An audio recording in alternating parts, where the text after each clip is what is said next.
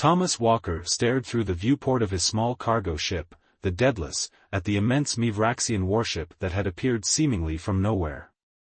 His hand trembled slightly as he tucked a strand of his daughter's sandy-brown hair behind her ear. "Daddy, why did we stop?" 6-year-old Lily asked, clutching her stuffed rabbit, a gift from her mother before the illness took her away. "Just a small detour, sweetheart," Thomas replied, trying to keep his voice steady. "Nothing to worry about." But there was everything to worry about. The Mivraxians, and their queen, Zariel, were the most feared beings in the known galaxy. For the past decade, they had systematically conquered world after world, system after system. Resistance was met with swift and terrible force. Thomas had seen the aftermath of planets that defied Queen Zariel. The comm system crackled. "Human vessel," came a deep, guttural voice. "You have entered restricted space. Prepare to be boarded." Thomas knew running was futile. The Daedalus was a retrofitted mining vessel, not built for speed or combat. He was on a simple supply run to the outer colonies, with his daughter along because there had been no one to watch her. Now, that decision might cost them everything. "Lily, sweetheart," he said, kneeling to meet her eyes. "I need you to be very brave now. Some people are coming aboard. They might look scary, but I need you to stay close to me and be very quiet. Can you do that?" Lily nodded solemnly, her green eyes, so like her mother's, wide but unafraid. "Like when we saw the big lizard on Proxima?" Thomas managed a smile. "Just like that."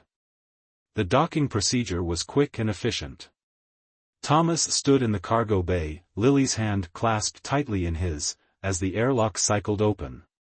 Four towering Mivraxian soldiers entered, their iridescent exoskeletons gleaming under the ship's lights. Each stood over 7 feet tall, with 4 arms ending in razor-sharp claws. Their elongated heads housed 4 multifaceted eyes that seemed to take in everything at once.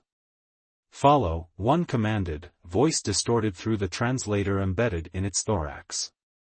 Thomas lifted Lily into his arms and obeyed. They were led through the massive Mivraxian vessel, a labyrinth of dark corridors lit by bioluminescent panels that pulsed like heartbeats. Lily stayed silent, but her eyes darted everywhere, taking in the alien architecture and the occasional glimpses of other species, servants or slaves, Thomas couldn't tell, scurrying out of their path.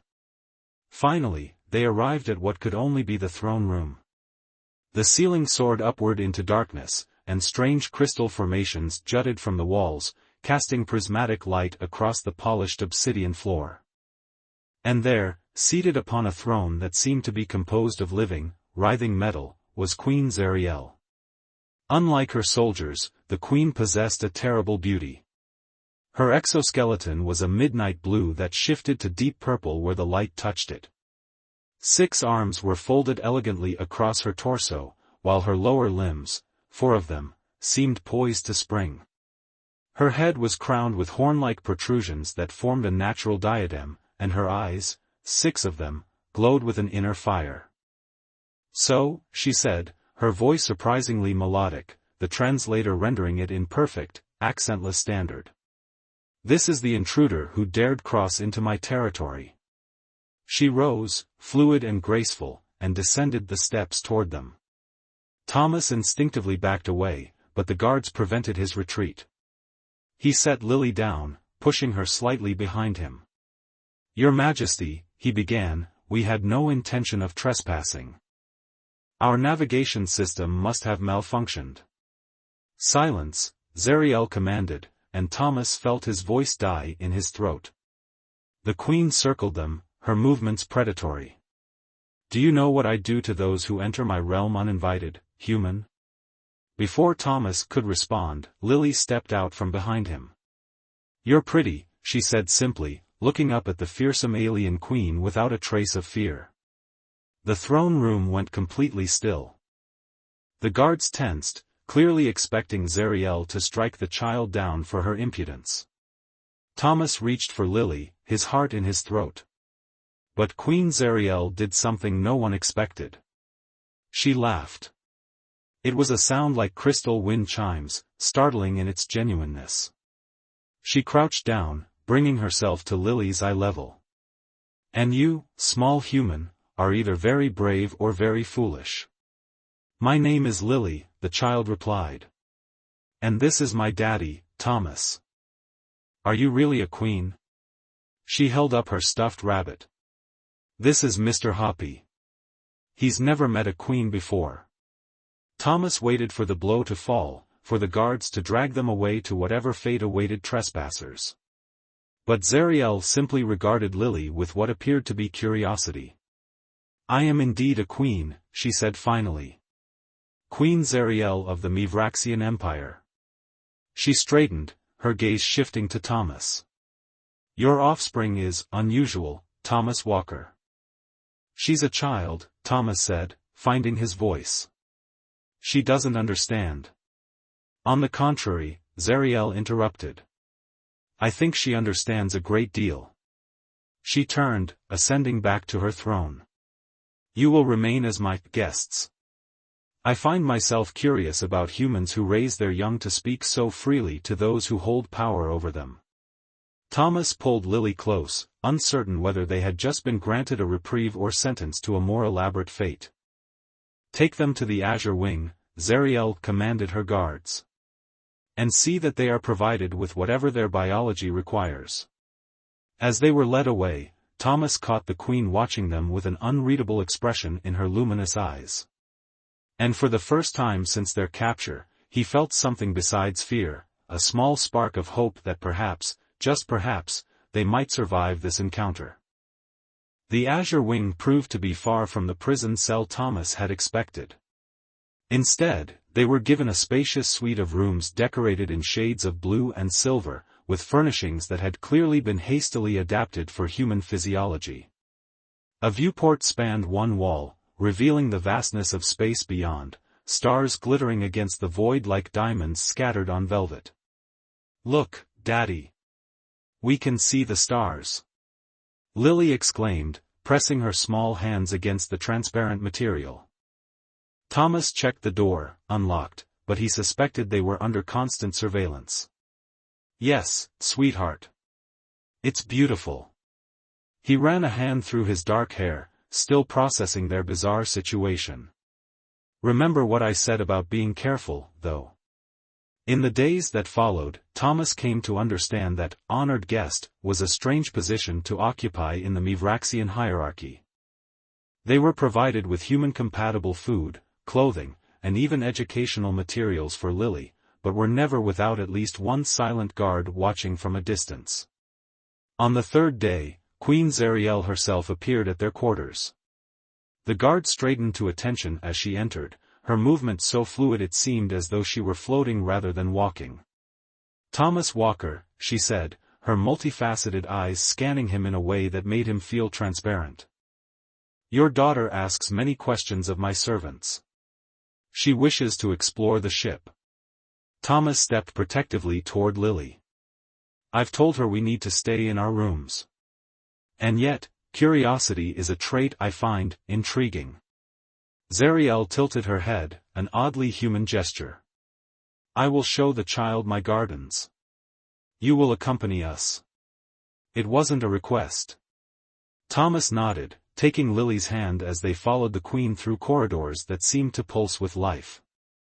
Many Mivraxians they passed dropped to submissive postures, their exoskeletons clicking against the floor. Others, non-Mivraxian species, simply froze, terror evident in whatever passed for their expressions. The gardens were unlike anything Thomas had ever seen. Massive biodomes connected by transparent tunnels housed plants from 1,000 worlds. Some glowed, others moved with apparent sentience, and still others sang in haunting, ethereal tones. "Wow," Lily whispered, her eyes wide with wonder. "It's magic." "No, child. Science," Zariel corrected, but there was no harshness in her tone. "Each species here has evolved on planets very different from your own." As Lily darted from one marvel to the next, always staying within sight but buzzing with questions, Thomas found himself walking beside the fearsome queen. "Why are you doing this?" he finally asked, keeping his voice low. "We're nobody important." Zariel was silent for so long that Thomas thought she might not answer. When she did, her voice had lost some of its crystalline perfection. "Your daughter looked at me without fear," she said simply. "Do you know how rare that is, Thomas Walker?" Before he could respond, Lily returned, clutching something that resembled a flower but pulsed with bioluminescent light. "Queen Zariel, can I pick this for my room? It's the prettiest thing ever." Thomas tensed, but Zariel surprised him again. "That is a night bloom from the southern continent of Avernax Prime," she explained, kneeling to Lily's level. "It dies if separated from its soil. But perhaps—" She made a gesture, and one of her attendants brought forward a small, hovering container. With delicate precision, Zariel transferred the plant, soil and all, into the container. "Now you may keep it, but you must learn to care for it." Lily's face lit up. "I promise I'll take super good care of it." "Thank you." "You are welcome, Lily Walker." And there, just for a moment, Thomas saw something like softness pass across the Queen's alien features. The visits became regular after that. Sometimes Zariel would show them new parts of her massive flagship, observatory decks, laboratories where scientists of various species worked on technologies Thomas could barely comprehend, even a chamber where young Mivraxians trained in what appeared to be both combat and dance. And each time, Thomas noticed changes in the fearsome queen. She laughed more readily at Lily's observations. She began to ask questions about Earth, about human customs and beliefs. Once, she even requested that Thomas explain the concept of family as humans understood it. "We do not have this attachment," she explained as they watched Lily interact with a group of juvenile Mivraxians in a supervised play area. "Our young are raised by the colony. The queen, myself, is the genetic source, but not what you would call a mother." "That sounds lonely," Thomas said before he could stop himself. Zariel's eyes flickered to him, and he braced for anger. Instead, she seemed thoughtful. "I was elevated to queen status when the previous ruler was overthrown. I was barely past my final molting, what you might call adolescence. I had never expected to rule." Her voice dropped lower. "I have never known anything but loneliness, Thomas Walker. It is the price of power." The revelation stunned him. For the first time, he saw beyond the fearsome ruler to the being beneath, one who had been thrust into leadership through violence, who had learned to inspire fear because she had never known another way to maintain control. That evening, as he tucked Lily into bed, she asked a question that had clearly been on her mind. "Daddy, is Queen Zariel sad?" Thomas paused, smoothing her hair. "What makes you think that, sweetheart? She looks at us the way you used to look at Mommy's pictures. After she went to heaven." Lily hugged Mr. Hoppy closer. "I think she needs friends." Out of the mouths of babes, Thomas thought. "Maybe she does, Lily. Maybe she does." The next morning, Thomas did something either very brave or very foolish. When a servant arrived with their breakfast, he requested writing materials and composed a message to Zariel, inviting her to dine with them, not as the queen hosting captives, but as someone who might, perhaps, wish for company. He expected no response. Instead, that evening, Zariel arrived at their quarters alone, something Thomas realized must be unprecedented, given the way the corridor guards reacted. "You invite the ruler of 12 systems to share a meal," she said, her tone unreadable. "You either possess great courage or no sense of self-preservation, Thomas Walker." Thomas managed a small smile. "Or maybe I just thought you might enjoy not having to be Queen Zariel for one evening." Something shifted in her luminous eyes, surprise, perhaps, or recognition. She inclined her head slightly. "Then, for tonight, I am simply Zariel," she said, and stepped across the threshold. Dinner with Zariel became a weekly occurrence, a peculiar ritual that both bewildered and intrigued the Mivraxian court. Thomas had learned to request specific ingredients from the ship's impressive botanical gardens and protein synthesizers, creating simplified versions of Earth dishes that could be consumed by both humans and Mivraxians despite their vastly different biologies. Tonight, he had prepared a vegetable stir-fry with quinoa, adapted with spices that activated Mivraxian taste receptors in a pleasant way. Lily had set the table with careful precision, placing a small vase of luminescent flowers at its center. And then Kala showed me how Mivraxian children play tag, but they can climb on the ceiling. Lily exclaimed, recounting her day spent with the offspring of one of Zariel's high-ranking advisors. I told her humans can't do that, so she showed me how to use the low-gravity chamber instead. Zariel watched the child with that now familiar expression of fascination. You adapt quickly, Lily Walker. Most species find Mivraxian environments disorienting.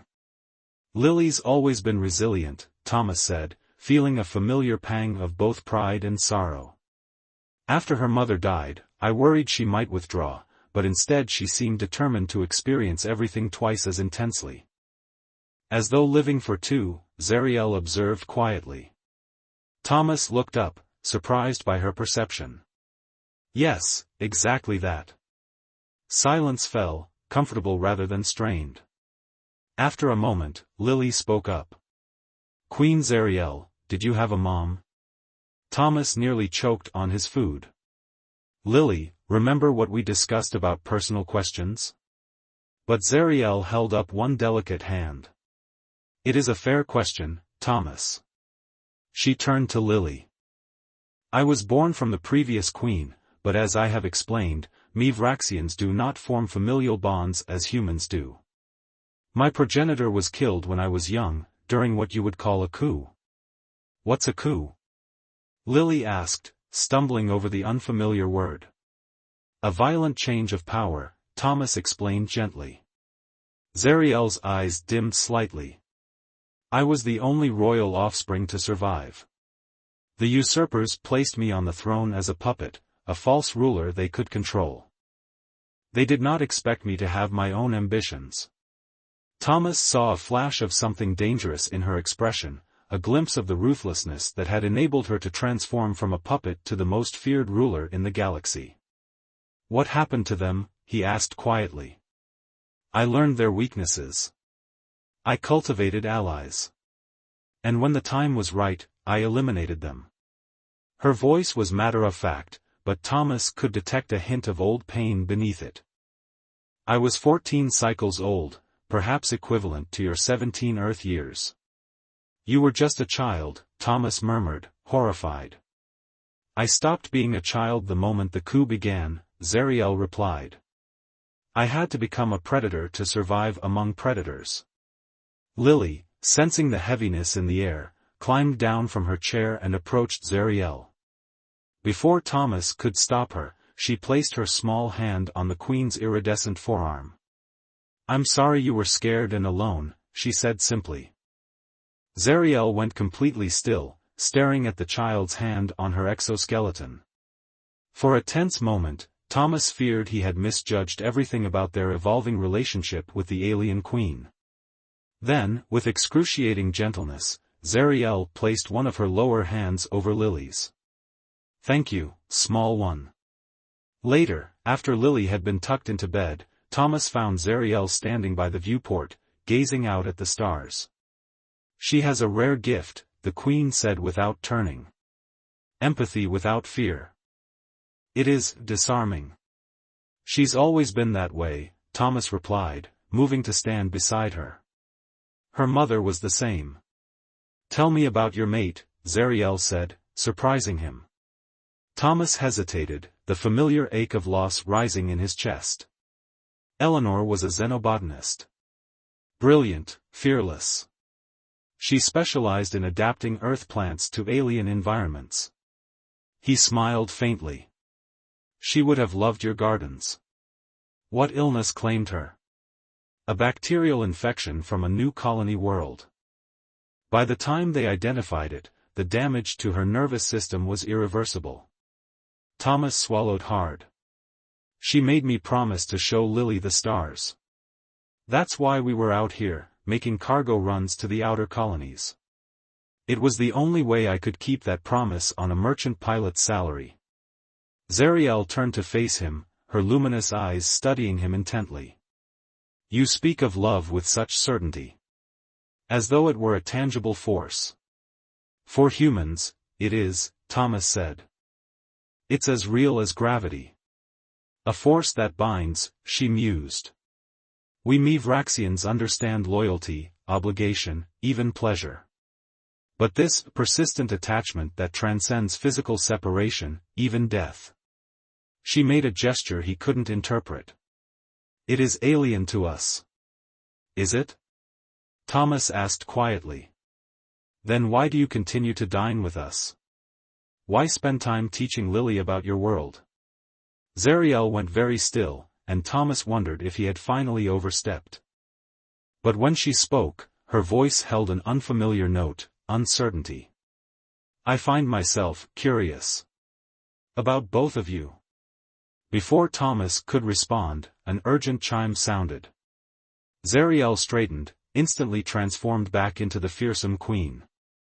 Your Majesty, came a voice from a hidden communication system. The Dravidian ambassadors request your immediate presence. There has been an incident in the outer reaches.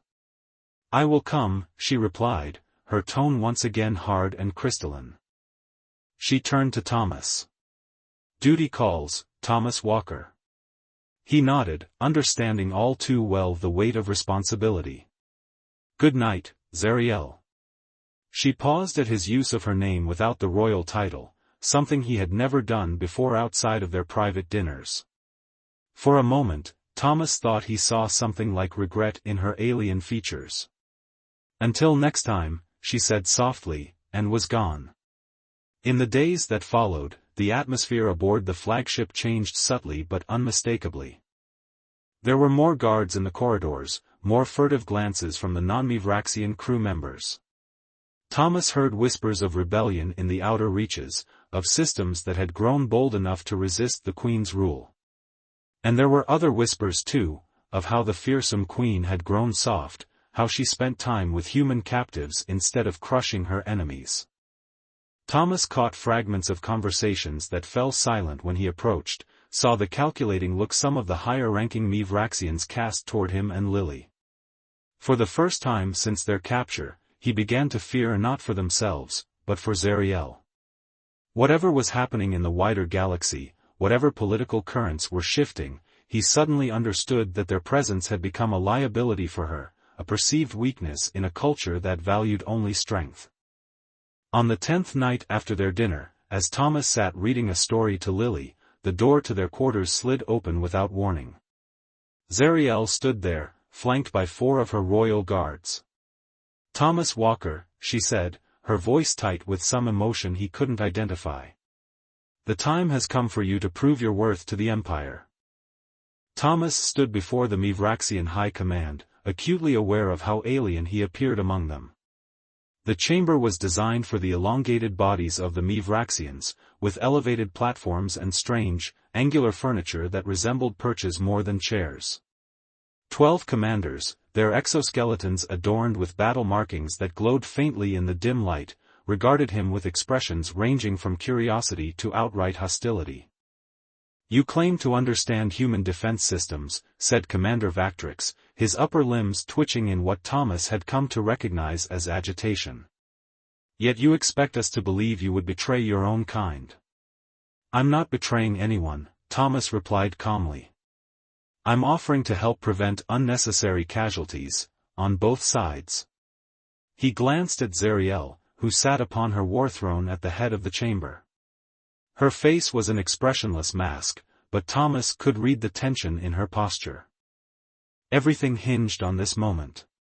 3 cycles of the ship's artificial day-night rhythm ago, she had come to him in private, revealing the truth. A coalition of human colonies in the outer reaches had formed an alliance with the Dravidians, ancient enemies of the Mivraxians.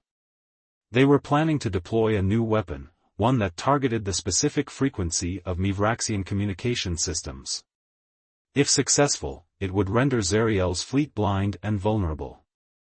"My commanders demand retribution," she had told him, her voice tight with an emotion he'd never heard from her before, fear. "They wish to make an example of the human colonies." "A massacre," Thomas had said, understanding immediately. "Yes." She had turned away, her multiple arms crossing protectively over her thorax. "I find I cannot. I do not wish to order such an action." It had been a staggering admission from the galaxy's most feared conqueror. And in that moment, Thomas understood just how much she had changed, and how dangerous that change was for her. Now, standing before her war council, Thomas was her gambit, a human willing to help negotiate rather than destroy. "The human colonies are acting out of fear," Thomas explained to the assembled commanders. "Fear of annihilation, of cultural extinction. If you approach with overwhelming force, they will have no choice but to deploy their weapon." He took a breath. "But if you come offering terms, genuine coexistence rather than subjugation, I believe they will listen." "Coexistence?" Commander Zrech spat the word as though it tasted foul. "The Mivraxian Empire does not coexist. We conquer. We rule. That is our way." "Perhaps it is time for new ways," Zariel said, her voice cutting through the chamber like a blade. "We have conquered enough territory to secure our species for 1,000 generations. What purpose does endless expansion serve?" The chamber went deadly quiet. Thomas felt the weight of history pressing down on him. He was witnessing a pivotal moment in Mivraxian politics, a queen questioning the very foundations of her empire's existence. "Your Majesty," Commander Vactrix said carefully, "these are dangerous thoughts. Some might interpret them as weakness." "Is adaptation weakness, Vactrix?" Zariel rose from her throne, her movements fluid but charged with potential energy. "The greatest predators survive not only by strength but by intelligence, by recognizing when the environment has changed." The tension in the room was palpable. Thomas could sense the shift in power dynamics, the calculations occurring behind each commander's multifaceted eyes. "I will accompany Thomas Walker to the Human Coalition," Zariel declared. "We will offer terms of mutual non-aggression and limited autonomy in exchange for technological cooperation and resource sharing." A ripple of clicking mandibles, the Mivraxian equivalent of shocked murmurs, spread through the chamber. "And if they refuse?" Commander Zrech demanded. "Then we will have lost nothing but time," Zariel replied coolly. "And can proceed as you wish." As the meeting adjourned, Thomas caught Zrech watching him with a calculating gaze that sent a chill down his spine. Something told him the commander had no intention of waiting to see if diplomacy would succeed. That night, as Thomas explained to Lily that he would be going away for a few days on an important mission with Queen Zariel, he felt a sense of foreboding he couldn't shake. "Will you bring me back a present?" Lily asked, seemingly unconcerned as she arranged her collection of alien flora on the small shelf Zariel had ordered installed for her. "I'll try, sweetheart." He kissed her forehead. "You be good for Kala's mother while I'm gone." He had been surprised when Zariel suggested Lily stay with the family of her young Mivraxian friend rather than alone in their quarters, but he'd come to recognize it as a sign of trust and protection. Wherever Lily was, Thomas was certain she would be safer than anywhere near the political machinations currently unfolding. The diplomatic mission departed the following cycle, a small cruiser rather than one of the massive Mivraxian warships, a gesture of peaceful intentions. Thomas found himself in the strange position of advisor to the Queen, helping her understand human customs and diplomatic expectations. "They will expect you to make concessions," he explained as they reviewed the terms one final time. "To demonstrate good faith." "I am already making concessions by not obliterating them," Zariel replied, though without the harshness such words would have carried months ago. Thomas smiled faintly. That's generally considered the bare minimum for diplomatic relations, not a concession. To his surprise, Zariel made a sound that he had come to recognize as laughter. Your species has such strange notions of power dynamics. Their easy conversation was interrupted by a violent shudder that ran through the ship. Warning klaxons blared as the artificial gravity fluctuated momentarily. "We're under attack," the navigation officer called out, mandibles clicking rapidly in distress. Zariel swept onto the command deck, Thomas close behind. The tactical display showed 3 warships, Mivraxian design, closing in on their position. "Impossible," Zariel hissed. "Those are ships from my own fleet." The communication system crackled to life. Commander Zrech's face appeared on the main display. "My queen," he said, his tone dripping with false deference. "How unfortunate to find you in the path of our necessary preemptive strike against the human coalition." Thomas felt a cold wave of understanding wash over him. "It's a coup," he said quietly. "They're eliminating you and planning to blame it on human terrorists." Zariel's eyes blazed with fury. "Zrech, you commit treason against your queen. The penalty is..." "The penalty is meaningless if you are not alive to enforce it," Zrech interrupted. "The High Command has determined that you have become compromised. Soft. Unfit to rule." His gaze shifted to Thomas. "Corrupted by human influence." The ship rocked again as another volley struck their shields.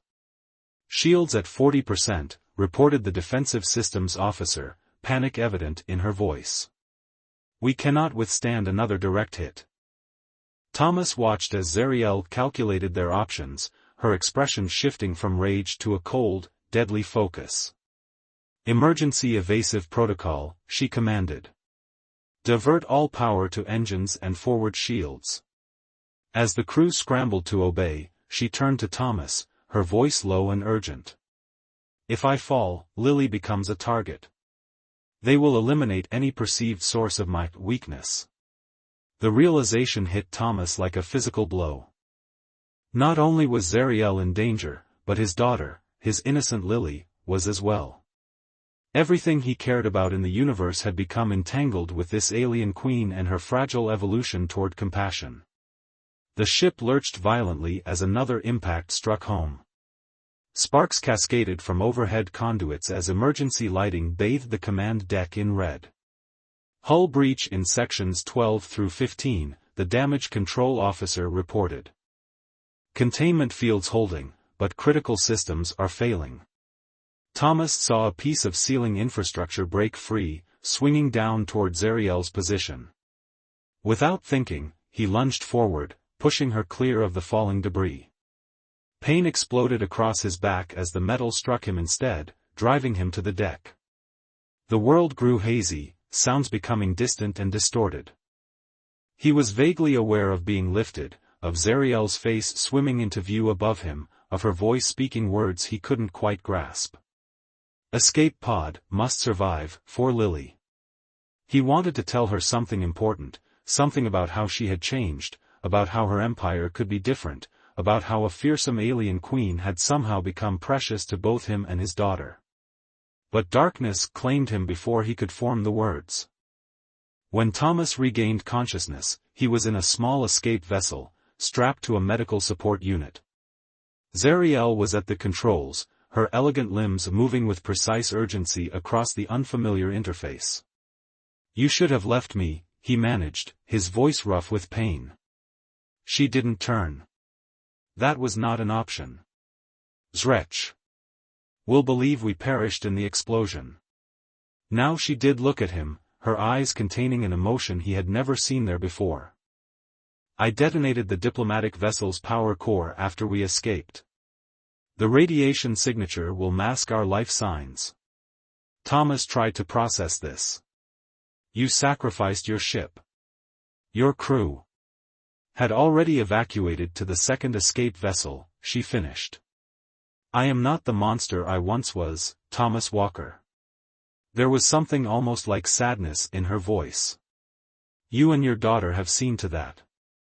As the tiny vessel carried them through the void toward an uncertain future, Thomas realized that everything had changed. Zariel was no longer a queen, she was a fugitive.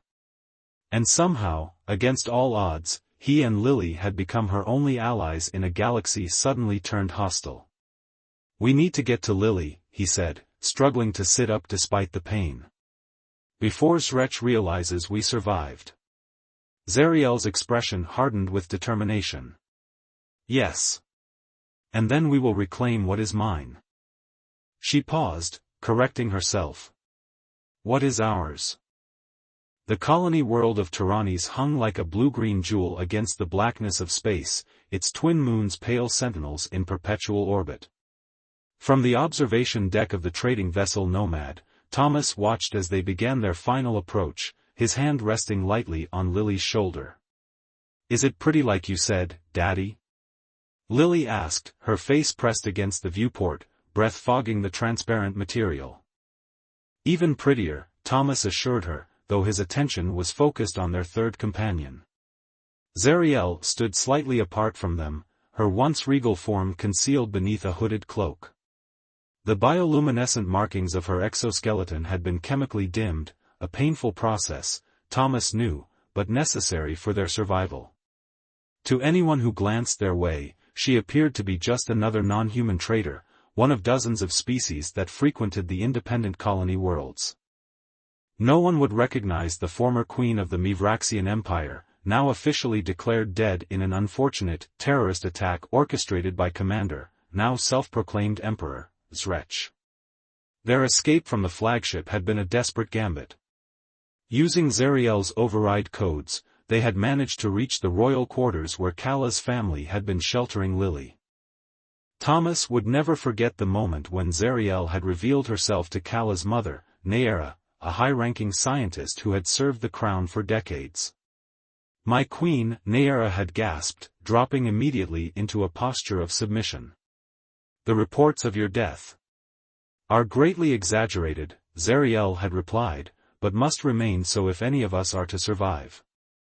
Nayera had proven herself loyal beyond expectation, providing them with a means of escape, a small research vessel with experimental cloaking technology, and supplies that would sustain them during their flight. The old guard remains loyal to you, she had told Zariel as they prepared to depart. Zrech rules through fear, not respect. When the time comes, send the ancient signal, and we will answer. Now, 3 months later, they had finally reached their destination, a remote colony beyond the current reach of Mivraxian influence, where Thomas had contacts from his days as a cargo pilot. Remember, Thomas murmured as they prepared to disembark, we're just refugees from the border conflicts. Nothing unusual. Zariel's eyes flickered with a familiar intensity. I am aware of our cover story, Thomas. I ruled an empire, I can certainly manage a simple deception. Despite everything, Thomas felt a smile tug at his lips. Even in exile, stripped of her power and her kingdom, Zariel retained the imperious confidence that had first marked her as a queen. It was a quality he had come to admire, even cherish. Their new home was a modest dwelling on the outskirts of the main settlement, close enough for Thomas to find work in the spaceport, but isolated enough to minimize scrutiny. A single-story structure nestled against a hillside, with a small garden plot and a view of the valley below. To Thomas, accustomed to the cramped quarters of cargo ships and the austere luxury of Zariel's palace, it seemed like a palace of their own. It's perfect, Lily declared, immediately claiming a room with windows that faced the morning sun. Can I plant my flowers from the ship here? Of course, Thomas told her, watching as she carefully arranged the collection of alien flora she had accumulated during their journey, including the original night bloom that Zariel had gifted her, now thriving in its hovering container. As night fell on their first day, Thomas found Zariel standing in the garden, gazing up at the unfamiliar constellations. Having second thoughts, he asked quietly, coming to stand beside her. About survival? Never. She turned to face him, the dim light catching the subtle iridescence of her features. But I find myself contemplating the future in ways I never have before. What do you see? Thomas asked. Uncertainty, she admitted. For 6 cycles, I ruled absolutely. Every decision, every outcome, was within my control, or so I believed. She made a gesture toward the stars. Now I am just one being among billions, with no more claim to destiny than any other. And how does that feel? Zariel was silent for a long moment, considering. Strangely liberating, she finally said. As though a great weight has been lifted that I never knew I carried. Thomas nodded, understanding. That's freedom. Terrifying and beautiful all at once. Is that what humans feel? This constant mixture of fear and possibility? The lucky ones do, Thomas replied. Those who aren't just surviving, but living. Zariel's eyes, all 6 of them, focused on him with an intensity that still made his breath catch. You have given me many gifts, Thomas Walker. This may be the most precious. Before he could respond, she reached out, one delicate hand touching his face with exquisite gentleness. The contact sent a tingling warmth through him, the bioelectric field that all Mivraxians generated, but somehow different, more focused. I have been studying human customs, she said, her voice dropping to a lower register. Including those of physical affection. Thomas felt his heart rate accelerate. Zariel. I understand we are biologically incompatible in many ways, she continued, with the directness that characterized her species. But there are methods by which we might share connection. The proposition stunned him. In all their months together, through danger and loss and triumph, he had never allowed himself to consider the possibility of Zariel as anything more than an ally, perhaps a friend. Yet as she stood before him in the starlight, her alien beauty somehow more striking in its simplicity than it had ever been in its imperial splendor, Thomas realized that his feelings had evolved into something far more complex. I would like to explore this, he said softly. But slowly. We have time now, something we've never had before. Her expression shifted into what he had learned to recognize as a smile, a subtle reconfiguration of facial plates that conveyed pleasure. Time. Another luxury I am unaccustomed to. In the days that followed, they established a routine, Thomas working at the spaceport as a maintenance technician, Lily attending the colony's small school, and Zariel remaining close to their home, studying human culture and technology while monitoring coded transmissions from her loyal supporters within the Empire. Gradually, cautiously, they also explored the boundaries of their relationship. Thomas discovered that Mivraxian sensory perception was fundamentally different from human, focused on bioelectric fields and subtle vibrations rather than simple touch. For her part, Zariel found human emotional expressions fascinating, particularly the importance of physical proximity and the concept of comfort. One evening, as they sat together after Lily had gone to bed, Zariel revealed her developing plan. Zrecha's rule grows more tyrannical, she told Thomas, showing him decoded messages from her network of loyalists. He has executed 3 planetary governors for perceived disloyalty and imposed crippling resource quotas on the outer systems. The Empire is fracturing, Thomas observed, reading between the lines of the reports. Yes. Which presents an opportunity. Zariel's eyes gleamed with strategic calculation, a glimpse of the brilliant ruler she had been. Not to reclaim my throne as it was, but to transform the Empire into something new. A commonwealth, Thomas suggested. With autonomous regions and shared defense. Precisely. She looked at him with genuine admiration. Your species' political structures, for all their inefficiencies, have wisdom embedded within them. Balance. Compromise. Qualities not traditionally valued in Mivraxian culture, Thomas noted with a smile. Perhaps it is time they were. Zariel moved closer to him on the simple couch they shared. I find that I no longer wish to rule through fear. I want to build something that will last beyond my lifetime, something worthy of Lily's future. The mention of his daughter caught Thomas by surprise. You think of her future? Of course. Zariel seemed puzzled by his question.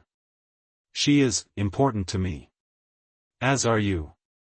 In that simple statement, Thomas heard everything she couldn't yet express in human terms. For a being raised without concepts of family or enduring attachment, it was a profound declaration. We need to discuss something, he said carefully. If we're going to challenge Sretch, if we're going to try to reshape the Empire, it puts Lily at risk. I have considered this, Zariel replied. Which is why I will not proceed without your full agreement. Your daughter's safety must come first. Thomas studied her alien features, still marveling at how he had learned to read the subtle expressions there, concern, determination, and something deeper that might, in a human, be called love. We're stronger together, he said finally. All three of us. And the galaxy needs the leader you're becoming, not the one you were. 6 months later, as the first leaves of Tyrannisa's autumn began to change color, a small fleet of ships appeared in orbit around the colony world. They bore no imperial insignia, no military markings, just the ancient sigil of the first queen, the symbol Nayera had told Zariel to use when the time came. Standing on the hillside above their home, Thomas and Zariel watched as the first shuttle descended toward their location.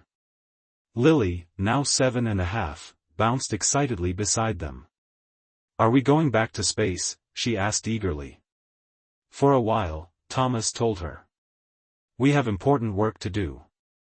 Zariel knelt to Lily's level, a gesture that would have been unthinkable for the Queen Thomas had first encountered. We are going to build something new, Lily Walker. Something that has never existed before. Like when we planted the garden? Lily asked innocently. Zariel exchanged a glance with Thomas, her eyes warm with understanding. Yes, small one. Very much like that.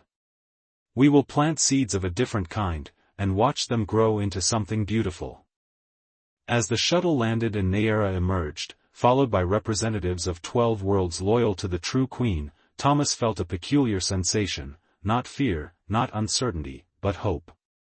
Whatever challenges lay ahead, they would face them together, an unlikely family forged in the crucible of crisis, bound not by biology but by something far stronger.